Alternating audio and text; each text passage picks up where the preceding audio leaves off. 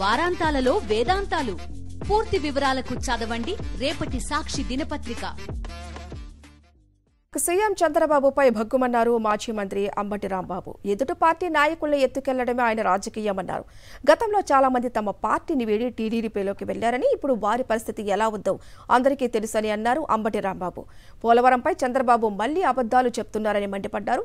చంద్రబాబు హయాంలో పోలవరంలో ఏ పని సరిగా జరగలేదన్నారు. వైఎస్ జగన్ హయాంలోనే పోలవరం పనులు వేగంగా జరిగాయన్నారు అంబటి రాంబాబు. చాలా మంది వెళ్ళారుగా, ఇవాళ కాదు, ఇవాళ సంగతి నువ్వు చెప్తున్నావు. మేము 2014 ఓడిపోయిన తర్వాత ఎంతమంది వెళ్ళారు? వెళ్ళినోడు ఎవడన్నా బాగుపడ్డారా బాబు? చెప్పండి ప్లీజ్. వెళ్ళిన వాళ్ళు ఎవరైనా వాళ్ళ క్యారెక్టర్లు బాగొట్టుకున్నారు, కానీ ఎవరైనా బాగుపడ్డారా?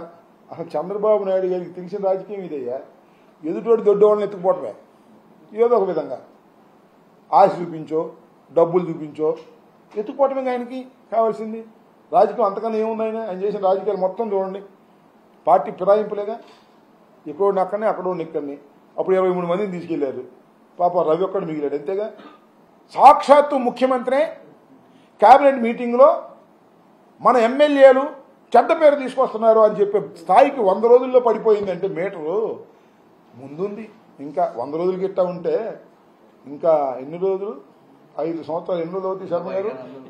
1500 రోజులకి ఏం మారనుందో ఎవరు చెప్పగలుగుతారు చెప్పండి. సో అసలు చంద్రబాబు నాయుడు గారు మన పరువు పోతుంది వీళ్ళ మూల అన్నాడు. ఈయన పెద్ద ఒక పరువు ఉన్నాడా? ఈయనేగా మార్గం చూపించింది లంచాలకి, ఈయనేగా కమిషన్గా మార్గం చూపించింది, ఈయనేగా అవినీతికి పితామహుడు. ఏమండి, తెలంగాణలో కొనటానికి ఇవ్వలా డబ్బులు? ఇప్పుడు మాత్రం శుద్ధులు చెప్తున్నాడు, లంచగొండితనం తగ్గడానికి లేదు, కొనటానికి లేదు. ఎప్పుడైతే చంద్రబాబు నాయుడు గారు, జనసేన వీళ్ళందరూ కలిశారో, ఇవన్నీ ఇప్పుడు క్యాబినెట్లో పెట్టమాకండి, మళ్ళీ ఈ పేరు జగన్మోహన్ రెడ్డి గారికి వస్తుందని వెళ్ళి వాళ్ళు అడ్డం పడి క్యాబినెట్ మీటింగ్లో పెట్టుకోకుండా దాన్ని డ్రాగ్ ఆన్ చేశారు. ఎందుకంటే మోడీ గారి ప్రభుత్వం వాళ్ళ అంతా కలిసికట్టుగా పోటీ చేస్తున్నారు కాబట్టి బిఫోర్ ఎలక్షన్సే దీన్ని క్యాబినెట్ ఆమోదించవలసినటువంటి అవసరం ఉన్నది. దానికి కావాల్సిన అన్ని చర్యలు కూడా అప్పుడున్నటువంటి రాష్ట్ర ప్రభుత్వం, జగన్మోహన్ రెడ్డి గారి నాయకత్వం రాష్ట్ర ప్రభుత్వం అన్నీ కూడా నిర్ణయించింది, ముందుకు నడిపింది.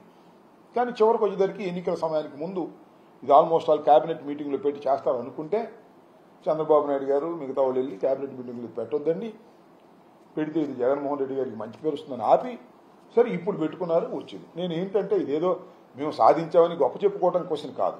దీనిలో వైఎస్ఆర్ కాంగ్రెస్ పార్టీ ప్రభుత్వం అధికారంలో ఉన్నప్పుడు పోలవరాన్ని పూర్తి చేయాలనేటువంటి చిత్తశుద్ధితో పనిచేశామని మరొకసారి చెప్పాలనేటువంటి భావన.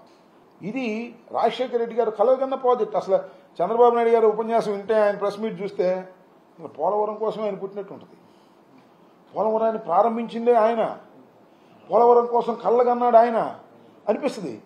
కానీ చంద్రబాబు నాయుడు గారు ఇన్ని సంవత్సరాలు ముఖ్యమంత్రిగా ఉన్నాడు, పోలవరాన్ని గురించి మాత్రం ఒక్క రోజును కూడా, ఇది రాజశేఖర రెడ్డి గారి రాకముందు సుమారుగా 9 సంవత్సరాలు ముఖ్యమంత్రిగా ఉన్నాడు కదా, ఒక్కరోజు కూడా పోలవరం గురించి ఆలోచించాలి. పోలవరం ఆలోచించాలి, పోలవరం జీవనాడి అని ఆలోచించారా స్వామి చంద్రబాబు నాయుడు గారు? ఆయన ఆలోచించారు. ఇప్పుడు అంటాడు జీవనాడి, ఇది ప్రజలకు చాలా, ఆంధ్ర ప్రజలకు కావాల్సింది అంటాడు. ఇవాళ రాజశేఖర రెడ్డి గారు ప్రారంభించి దాన్ని జగన్మోహన్ రెడ్డి గారు సరి చేసుకుని ముందుకు వెళ్లే దశలో ఇవాళ అది తానే ప్రారంభించాను, తానే చేశాను, తానే దానికోసం కళ్ళగన్నాను అనేటువంటి వాక్యాలు ఎలా చెప్తాడో నాకు అర్థం కాదు. ఆయనకి ఏమి పెద్ద షై ఫీల్ కాదు.